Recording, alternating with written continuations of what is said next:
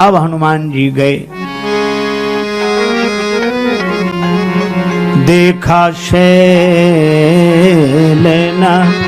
औषधि चीना, देखा शैल औषधि चीना, सहसा कपि उपार गिर लीना नहीं औषधि। देखा शैलना औषधि चीना, देखा शैलना औषधि। अब हनुमान जी ने पर्वत को देखा पर औषधि को नहीं पहचान सके, लेकिन श्री हनुमान जी ने अपनी बुद्धि को प्रमाणित नहीं माना। सहसा कपि उपारी गिरिलीना, श्री हनुमान जी ने पर्वत ही उखाड़ लिया। चल दिए, भगवान की लीला, आना था लंका, पहुंच गए अयोध्या, रास्ता भटक गए। एक सज्जन बोले हनुमान जी भी रास्ता भटक जाते तो हम लोगों की क्या गिनती। हमने कहा हनुमान जी रास्ता भी भटके तो अयोध्या पहुंचे, अयोध्या पहुंचे, और हम लोग तो रास्ता भटकते हैं तो लंका ही पहुंचते हैं, अयोध्या कहां। श्री भरत जी ने देखा कि कोई आ रहा है। देखा भरत विशाल अति निश्चर मन अनुमान, बिनु फर सायक मारे उचाप श्रवण लगी तान। अरे भरत जी आप तो माला चलाते हो, माला चलाओ, ये बाण काहे को चला रहे हो। भरत जी ने कहा कि माला अयोध्या में बैठकर चला रहा हूं, अयोध्या पर संकट आ जाए और अयोध्या ही नहीं रहेगी तो माला चलेगी कहाँ।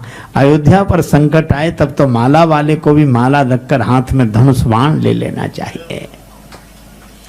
लेकिन बिना फल का बाण मारा।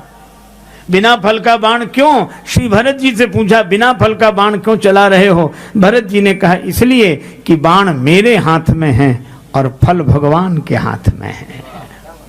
बाण मेरे हाथ में, फल भगवान के हाथ में। कर्मण्योपाधिकारस्ते मां फलेषु कदाचन। और बिना फल के बाण ने हनुमान जी को ऐसा फल दिया, श्री हनुमान जी नीचे गिर गए, आंख बंद हो गई, मूर्छित हुए, राम राम राम कहकर। मूर्छा की दवा दूर करने के लिए ले जा रहे थे और स्वयं मूर्छित हो गए। भरत जी को बड़ा दुख हुआ, भगवान से प्रार्थना की, तो कपि हो विगत श्रम शूला, जो मोह पर रघुपति अनुकूला।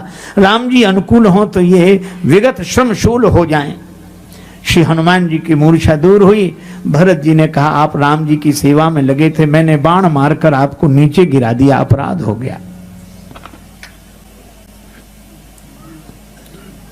आहा हा हा। हनुमान जी ने कहा अपराध तो मुझसे हो रहा था। अगर मूर्छा में आंख मूंदी न होती तो आंख खुली न होती। आंख मूंद गई मूर्छा में तो आंख खुल गई। मैं समझ रहा था कि पर्वत मैं लेकर जा रहा हूं, लेकिन जब मैं गिरा तो पर्वत कहां गया। लोग आज तक कहते हैं गिरो कब, तो पर्वत गया कहां। तो तुलसीदास जी कहते हैं गिरो कपि राम कही पवन राख्यो गिरी। पवन देव ने पर्वत संभाल लिया। श्री हनुमान जी बोले अब मुझे समझ में आया कि इस पर्वत को संभालने वाला तो ऊपर वाला ही है, हमारा तो केवल हाथ लगा था। मूर्छा दूर हो गई। और हनुमान जी ने यह भी कहा कि भरत जी भूल मुझसे हो रही थी, आपने बाण मारकर बड़ी कृपा की। क्या मैं अयोध्या में आकर ऊपर ऊपर से निकला जा रहा था, तो आपने कहा कि हनुमान जी सब जगह ऊपर रहो पर उस धरती पर तो नीचे उतर आओ जिस धरती पर भगवान भी ऊपर से नीचे उतर कर आते हैं।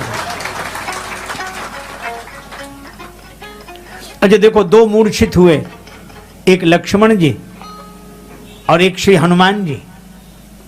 श्री लक्ष्मण जी को बाण लगा मेघनाद का और श्री हनुमान जी को बाण लगा श्री भरत जी का। और मेघनाद है काम, पाकार जित काम विश्रामहारी, और भरत जी हैं राम प्रेम मूर्ति तनुआही।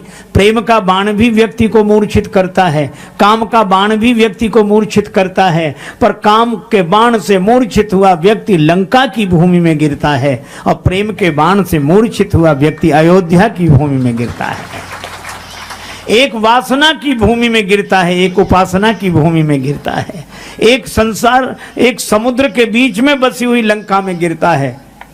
समुद्र जैसा दिखता है स्वाद में वैसा नहीं, संसार जैसा दिखता है अनुभव में वैसा नहीं, पर सरजू जी जैसी दिखती हैं वैसा ही। सरजू जी जहां बहती हो वो प्रेम की भूमि है। श्री हनुमान जी कहते हैं कि मेरा भ्रम दूर हो गया। अब मैं पर्वत लेकर हनुमान जी चले।